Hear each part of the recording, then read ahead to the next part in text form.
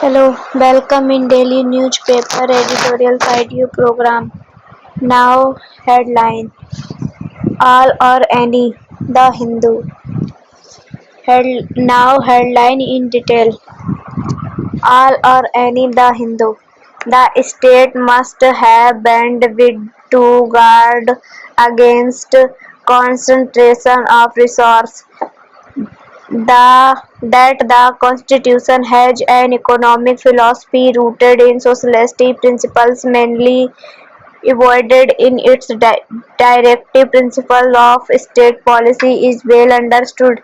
However, a question that has often arisen for judicial review concerns how far the state's obligation to supervise the common good and prevent the concentration of wealth and means of production can be allowed to go against fundamental rights of individuals. The state's obligation to ensure that the ownership and control of material resources of the community are so distributed as to subserve the common good and to prevent the working of the economic system to the common determined is found in Article 39 and 39B and C.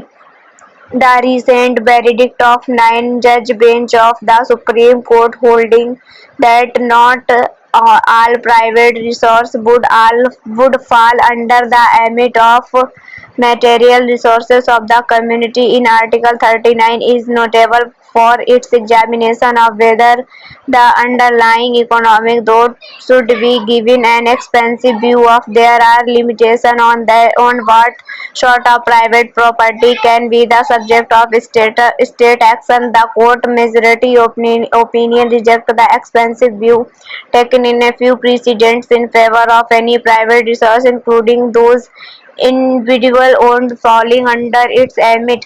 In tune with present-day economic realities, it holds that this directive principles cannot be seen through any particular ideological prism and disapproves of such earlier formulations. The majority view is that while theoretically, private resource could be part of the community resource, the relevant consideration for the state to acquire or distribute them in pursuit of the common good will be depend on non-executive factors, the nature of the resource and their characteristics, whether such acquisition is essential for the community, is the security of such resource and the consequence of their being concentrated is in private hands.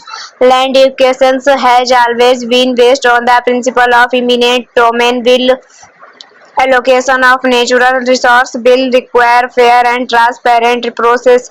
On the other hand,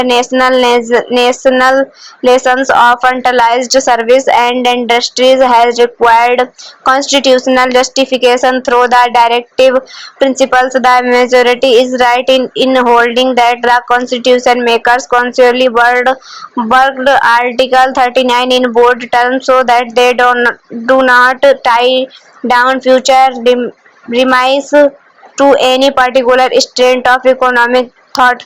However, Justice Sudhanshu Dhulia's dissent has significance, highlighting the continuing inequality in society.